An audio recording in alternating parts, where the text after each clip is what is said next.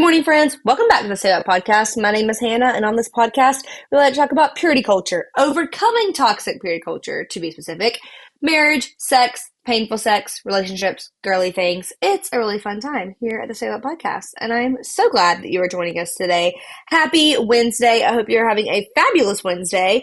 I am having a fabulous Wednesday. I barely slept last night, but for some reason, I have the energy of my toddler. I feel like I could do a million things right now and tackle the world. So very excited about that. While I feel like I could do a million things, the one thing I cannot do is record on video today, and I'm deeply sorry. So if you're listening, this is an audio only episode today. I have some family coming into town, and we needed to get the room ready for them coming into town.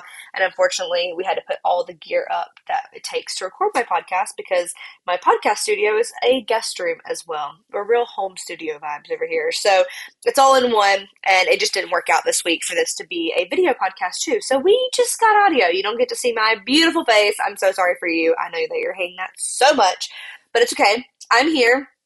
I hope you guys are doing well. Like I said, I have so much energy. The past few days, I have been given so much energy, which I truly, truly, truly think is from the Lord, because I have been mentally in the dumps for a while and just feeling so useless, to be honest, which is really bad because I am growing two human beings right now who are real babies who have like heartbeats and legs and arms and a personality, and they require a lot of me.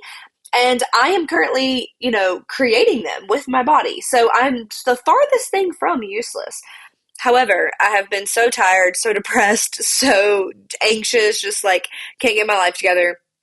And in the past couple of days, I've just had a big energy burst. I don't really understand how it happened, where it came from, but I'm not questioning it, and I am taking it. I'm taking it because I need it. I have been decluttering my home like a mad woman. I have been cleaning out everything, which has been fantastic. I've been taking stuff to Goodwill. I will be selling some items. I have been cooking. I have been going to the grocery store. I have been a woman on a mission. A woman on a mission. Seriously, there's not a toy in sight that I'm not going to pick up. I will pick up that toy that's on the floor because I don't want to look at it anymore. That has been my life this past few days, and it has been truly glorious because I just cannot take I cannot take a messy home any longer. My life updates consist of me cleaning my house. So I have always been a messy person. This is just part of me. It's part of my life. I'm not proud of it. It is something that I'm actually the most embarrassed about with myself, is that I am a messy person. It's the thing that I probably like about myself the least. And I've been that way my whole life. And I just do not want my children to grow up like that. That is something I'm really passionate about, is changing that narrative. And to change that narrative, that means I have to change myself. So I have been praying and asking the Lord to help me be able to declutter things. I have a little bit of hoarderness inside of me.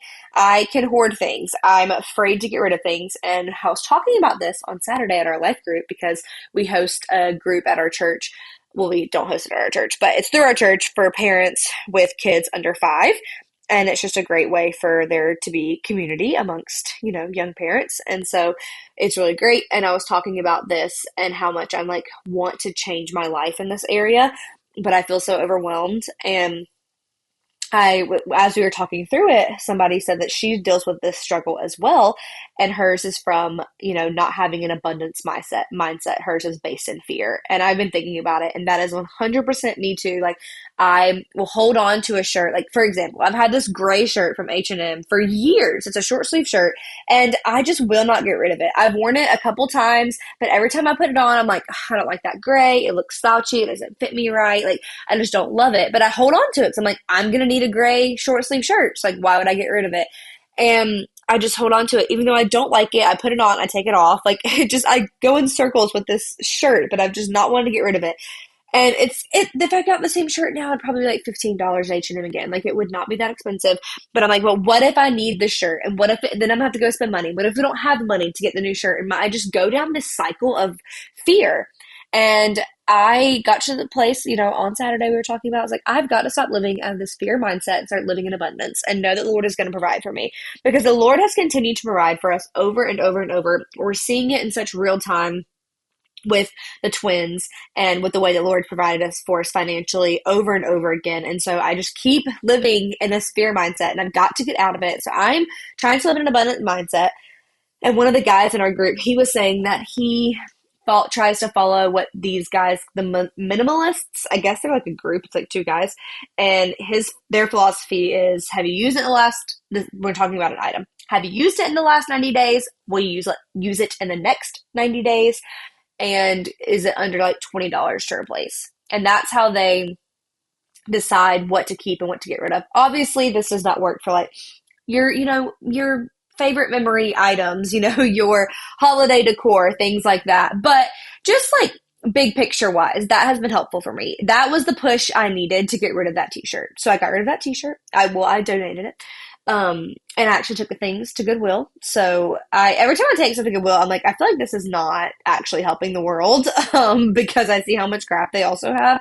And I'm like, this is probably not helping anybody, but I don't know what else to do with it. So I made a pile of donate of trash, because I went through like my underwear drawer, my bra drawer, just like things that were just gross and need to be thrown away.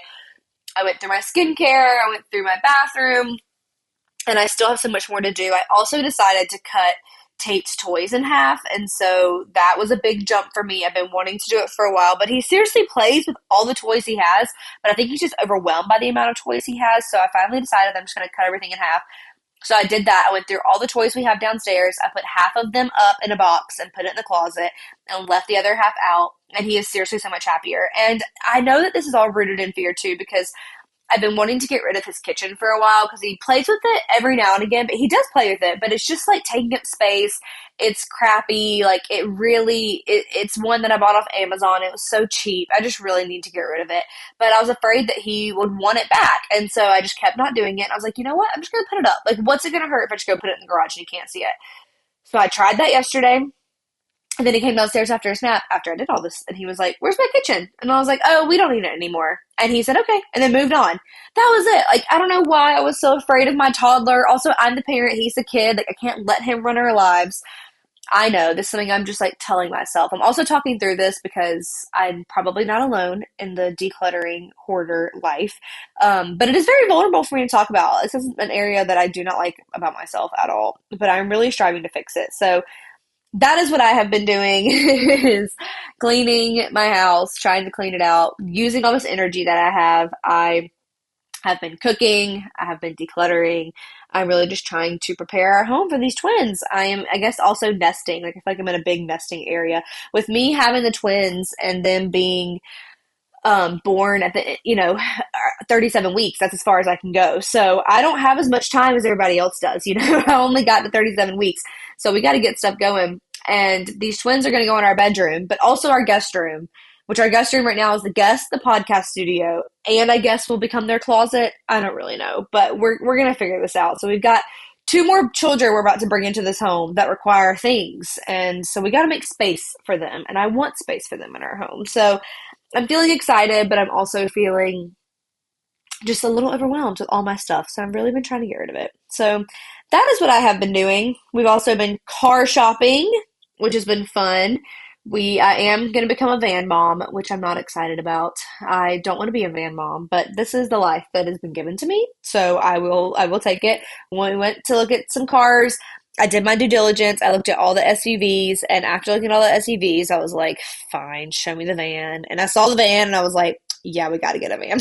We got to get a van. I need the space, because I'm literally getting in and out of the van like, okay, I'm going to put Tate in first in the back, so I got to be able to crawl around to get to the back seat and put him in, because he can't buckle himself in. So I got to like go all the way back there, and I still need to be able to like leave the base of the twins' car seat in the captain chairs. And so I got to make sure I can fit around the captain chairs, like around their base, to get to the back. And I'm like processing all of this, and I'm like, there's no way we can have an SUV. Like, there's just not enough room.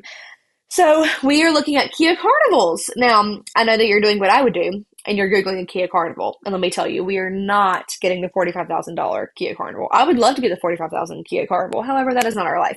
So I will be getting the earlier model. Thank you very much. We will be getting a used one, and it's going to be great. But they don't look like a van. They look more like an SUV, which is why we really like them. And we just like the inside of it. It just looks really great. So I am really excited. If you have a Kia Carnival, let me know your thoughts. If you love it, hate it, I would love to know. Also, great news. I was able to get into pelvic floor physical therapy. I have been so needing pelvic floor physical therapy. I didn't want to go anywhere other than Duke because at Duke we have financial assistance, and so it would be free for me to go to Duke. And so I needed to go to Duke, and they did not have anything until February. And I've been so stressed. Like, you guys, the amount of peeing on myself that I've been doing is unreal. And I know I'm sharing a lot about my bodily functions, but this is my podcast, so you guys like the authenticity. So I'm just being honest with you. I desperately need to go to pelvic physical therapy. I was talking to my doctor about it this week, and I was like, hey, I called, I tried getting in. There's no spots till February. Like, is there anything you guys can do, considering I'm high risk and like I really need to get this going?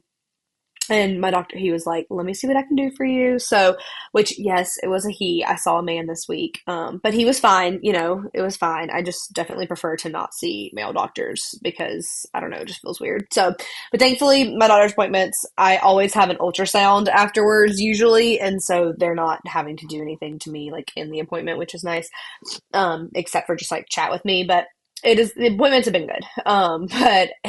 So they pulled some strings, which I'm grateful for, and got me in. Well, I'm grateful that I get to go to pelvic floor physical therapy. I am really sad that other people aren't able to get in. Like, if you really need that therapy and you can't get in until like 3 or 4 months later, that's really hard. That's really, really hard. So I am happy for me, but like sad that is like where it's come to, that I only was able to get in because of my situation. So I'm grateful that I was able to, but it also just sucks that it's like such a big problem. And I just wish that we had more pelvic floor physical therapists so this wouldn't be an issue, because clearly people are like trying to go and we need it, but it's just an issue and not everybody can get in. So it makes me sad, but I am so happy to get started. My tailbone hurts so bad, and I have been peeing so much on myself, and we've got to get that figured out before the babies are here and after the babies are here. So I'm excited to get that started, and I will definitely keep you guys updated on my pelvic floor physical therapy journey. So yeah, so those are all my updates. I do sound a little bit sick today. I'm really trying not to sniffle and sound so congested while we're talking, but I do have a little bit of a cold because it's just cold season, and that's just how it goes when you have a toddler in preschool. So is what it is. But I wanted to talk about my miscarriage today because October is Pregnancy and Infant Loss Awareness Month, and so I did just want to check in about it today. I haven't talked about it, too much, but I think about it all the time. And so I figured, instead of just like sitting in my head thinking about it, we could talk about it today. So I've seen it all over my feeds, which, if you are pregnant, that could be probably really triggering for you. I know for me, when I was pregnant and when I am pregnant now, seeing miscarriage content was really hard for me. Seeing loss content was really hard for me because I just was scared that was going to happen to me. And I was letting what was happening to other people become my story. And so I do just want to leave with today that my story is not your story. While we may relate on things, like, just because I have had a miscarriage and gone through miscarriage does not mean that you will. And I'm saying that like to comfort you, not to comfort you. I don't want to scare you. I don't want this to be any more triggering. And if that's as far as you're able to listen to the episode and you have to turn it off, that's totally fine with me.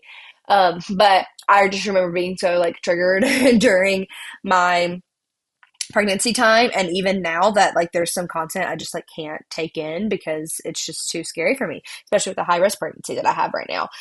So I just wanted to talk about it today because we lost our second baby. We referred to this baby as Mac. We lost Mac back in April. I found out I was pregnant at the end of February, and I was like in February, I was like 9 weeks when I had the D&C with Mac. And something that I'm so glad that we did. I'm not regretting, but we pretty much started trying right away. We did not skip a beat.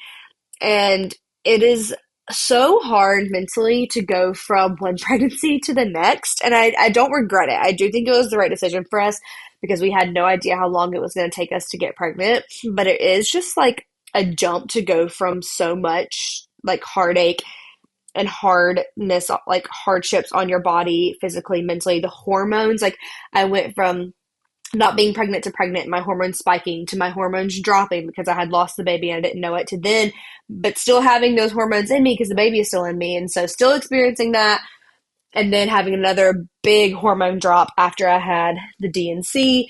And then by a miracle getting my period back 3 weeks later. So my hormones kind of regulated at that point. And then during that time when I got my period back, my ovulation was late, so my body was trying to catch up. And then I was pregnant. And then I was pregnant again. And then I was pregnant with twins. So I have double the hormones. So my body has gone through so much. When all is said and done, I will basically have been pregnant for a year straight. Like pretty much a year straight, because I got pregnant in February. The babies are due at the very end of January. So I will have been pregnant for pretty much a year is how it feels, back to back. I've gone through so much heartache and so much loss, but also so much joy with being pregnant again. That it's a lot. It's a lot. And I think about our second baby so much, like so much. I don't talk about our second baby as much as I thought I would, like this far in. Maybe it's because I'm pregnant again and my life is consumed with having my twin boys, but I think about it a lot that am I have 4 kids. I have 4 kids. It's really bizarre to think about that at the end of the day, I'm going to have 4 kids. And then I've been pregnant 3 times. That's a lot to take in. And it's also so weird to go from so much grief, but also have so much joy at the same time, because if the miscarriage didn't happen, then I wouldn't have my twin boys. And that's something my mom says a lot, because she miscarried before me, that, if she didn't miscarry, because she miscarried and then had me like immediately after. And she's like, if I didn't miscarry, I wouldn't have you. And like, I love you and I'm so happy to have you. And I just completely can relate to how she's feeling, because that's how I feel. Like if I didn't miscarry, I wouldn't have these 2 precious boys. But I think about my second baby all the time. I constantly wonder if baby was a boy or a girl. I really go back and forth on that. Some people have said that they think baby was a girl. I have sometimes think baby is a boy. I feel like I've had visions of like having 3 sons and then a girl being in there. But then again, I haven't. But then again, I've thought like maybe that was just like not a vision. I don't really know. I've really gone back and forth about if that baby is a boy or girl or not. And I won't know until, we're in heaven and we're reunited again. But I think about that baby a lot. It's so hard when I'm like out in public and people see I'm pregnant and they ask like, oh, is this your second pregnancy? And I was just talking to my brow girl about this the other day, and because I posted on Instagram about this too, that like, I don't know how to answer that question. That's a really tough question. It's a really normal question. So this is in no way, shape, or form like shade to the people who ask me that question at all. I promise, because we are responsible for our own triggers. We are responsible for how we handle situations when people ask certain things. Like it's not on them. And it's a very normal, common thing to ask. Oh, do you have any other babies at home? Is this your second baby? That is a very, very normal conversation. It's a normal thing to ask. And while I totally understand that wrecking somebody, because every time I get like it paralyzed internally, how do I answer that question? Like, am I going to tell this random stranger at the grocery store that I've had a miscarriage? No, like I don't want to trauma dump on them. But also, this isn't my second and third baby. This is my third and fourth baby. But I don't want to say, well, this is my third and fourth baby, but I have I had a miscarriage. It really depends on situation versus situation. There are some situations where I have told the person, like, actually did have a miscarriage and now I have these wonderful babies. But I'm not jumping to that immediately in the drive-through, like I'm just not doing it. And so I get paralyzed. But we are responsible for how we handle those situations. It's not on the person. But it's so hard. I think about it every time I get asked, because it's like, what do I do? How do I answer that question? And I've had a pretty big breakdown like last week or maybe week and a half, where I really missed my baby. And it was a result of like filling out a form. Somebody was gathering information about infant loss and I wanted to be helpful. And it was just really hard to think about this baby. Like, I miss this baby so much. I wonder what our life would be like. I wonder what my life would be like if I was just going to have 2 kids. I wonder what our life would be like. We always were like back and forth on if we want 2 or 3. And the Lord did decide that for us. All babies are from the Lord. And knowing that my twin boys were just like random twins, that identical twins are just random because one egg split into 2. They're not, hyperovulation where you just ovulate more and have fraternal twins, which all babies are from the Lord. I'm not saying mine are more from the Lord than others, but that just perspective really helped me, that the Lord really does have a plan for us, and that is to have three kids, and and he gave them to us. But I think a lot about like what my life would have been like. It's a really weird place to be in. The things that paralyze me are those questions, about your second baby. Every doctor's appointment still. I am feeling the babies move so much. I feel them all the time. It's really bizarre when twins are moving inside of you. That's real weird because there can be a lot of action going on. You're like, yep, there's twins and they're fighting and they are fighting. Sometimes I can tell you exactly where they're at in my belly because I can feel them. Like it's a lot of pressure in one side of my stomach. I'm like, okay, that's where you are. It's really crazy carrying two at the same time. But I just feel I'm feeling them kick all the time. But at the same time, I still am like nervous for every doctor's appointment. Even if I felt them kick as I laid down, I'm still like, is everything okay? Because in the doctor's appointment is where I experienced or I learned that I was having a miscarriage. And it's a different place, but I still like go back to that same mental, space every time. I do think it has been more helpful having the twins because I go to the doctor every 2 weeks, if not more. Like this time I'm going more than 2 weeks in a row, but I do go to the doctor at minimum every 2 weeks, and every 2 weeks I have an at least 30-minute ultrasound, if not longer. And so I am doing that a lot. I get to see them all the time. And I think post miscarriage, that has been really helpful. I did ask my doctor that if I am high risk, like outside of the twins, if I was going to be high risk with having a baby right after the miscarriage because I experienced a miscarriage, and they're like, no, like you only had one. And that they're so common. Unfortunately, they're so common, but that does not make you high risk. And at the moment, I'm high risk because of the twins. But it's comforting to get to see them all the time, but still every appointment, I'm just so anxious. I'm anxious leading up to it. I'm worried about what's going to happen. I'm worried I'm going to get bad news, especially with the twins. When these boys have been so incredibly healthy, my doctor said on Friday that she's never seen twins be this close in weight before, which is a good thing. You want them to be as close in weight as possible. So I'm so grateful for that. Like she said that she's never seen babies that close before, which has been amazing. So, the babies are growing exactly how they need to be. They are perfect. They look incredible. I get to see them in a 3D ultrasound. I get to see their little lips, their little button noses. Like they're so cute. And I really have watched them grow from week 8, like truly week 8. I have watched them grow, which is a very bizarre thing to happen, because I have just like watched these babies grow. It's really crazy. And I am so excited for them. But at the same time, I'm still like, I wonder what this baby would have been like. And this baby's due date is coming up. And I've been thinking about that a lot and thinking, this baby's birthday is coming up soon, and I am just feeling sad about it. I'm just feeling sad about it. It's in the next couple weeks, and I guess I'll probably always feel sad about it. My mom says that she always like gets sad around the time of year that her first baby was due. Like she just experienced that. Other miscarriage moms have said the same thing.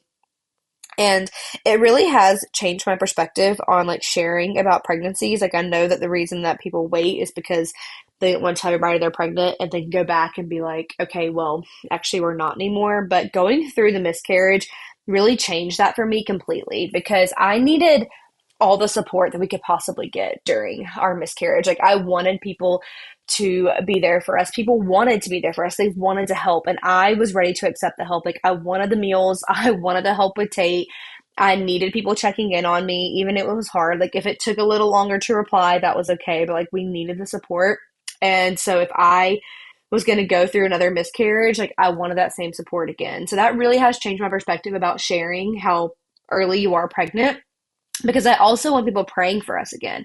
I wanted the prayers. I wanted people to be thinking about us, be checking in. I'm also like as sick as a dog. So like I need people to know I'm not just ignoring them. I'm just like sick and dying, and creating life actually. And it's taking everything out of me. And so it really changed my perspective after having a miscarriage. And I just, for those who are going through it this month, I just want you to know like the support that you can get from people can be really life-changing. And I am really, really grateful that we had it. And I'm glad it's not something that we walked through alone. I mean, people probably were bringing us meals for like a month. And that really helps because when you lose a baby at such a young age, like The baby stopped growing at 6.5 weeks. I went in for my appointment. I was 9 weeks, but the baby had stopped growing, or I think it was like 8.5. I was either 8.5 or 9 weeks, and the baby had stopped growing at 6.5 weeks. So that's also another bizarre thing, you guys, is like walking around carrying a baby that was not there anymore. It's just really freaky. But it explains why I was feeling so like physically sick, not just like throw up sick, just like I was not okay in my body for a while, and I understand why now. But I, lost the baby so early, but that was still like 9 weeks of my life thinking about this baby, feeling connected to this baby, like growing this baby. Like my whole life was, you know, surrounded by this baby.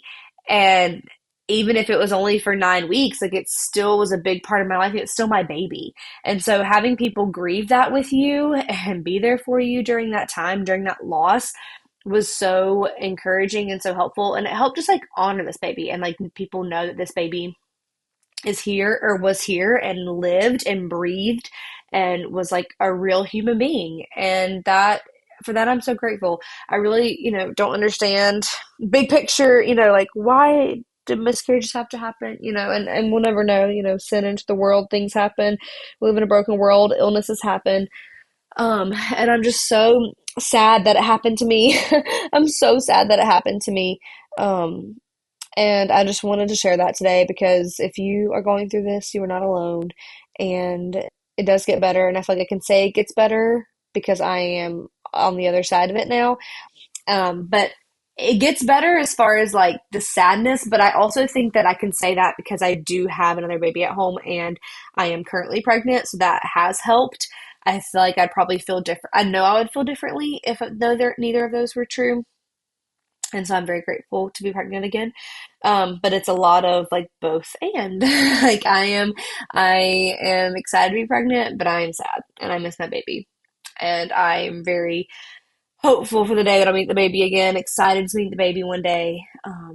It'll be a long time, hopefully, until I can meet that baby. But I believe that I'll meet that baby in heaven one day, and I'll be very grateful for that moment. But I love you if you are going through this. I'm really sorry if you are going through this. You are seriously not alone. I can't stress that enough. And I just encourage you to lean on your support team, lean on your people, even months after the baby's passed, years after the baby's passed, like lean into your people, because that baby's life deserves to be celebrated just as much as the other babies that are here do, because that's why I wanted to record and talk about this today because of the month that it is, but also like it's been a lot of months since that happened. And I still feel it and still think about it. And so I still want to be talking about it, just to honor baby Mac's life. So thank you for listening today. I hope it encouraged you. Sorry to talk about the sad things, but sometimes the episodes are just a little bit that way because this is real life. That's what we go through. But I do hope that it encouraged you and let you know that you're not alone. Because that's all we can really ask for, I think, so much is asking that we're not alone because we all feel so lonely sometimes. And so you are not alone if you're going through this. I'm here for you. Feel free to message me and I would love to just like be a listening ear if I can. All right, friends, I love you so much and hope you have a great rest of your week, and we will talk soon.